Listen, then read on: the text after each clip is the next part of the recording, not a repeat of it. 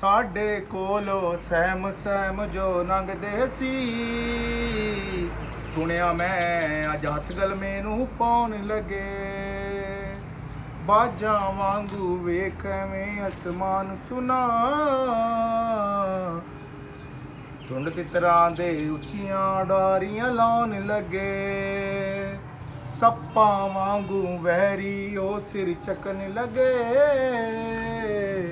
ਪਾਉਂਦੇ ਸੀ ਜੋ ਜੁੱਤੀ ਵਾਲੀਆਂ ਨੋਕਾਂ ਨੇ।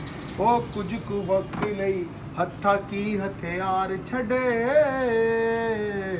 ਦੱਬ ਗਿਆ ਜੱਟ ਵਹਿਮ ਪਾਲਿਆ ਲੋਕਾਂ ਨੇ।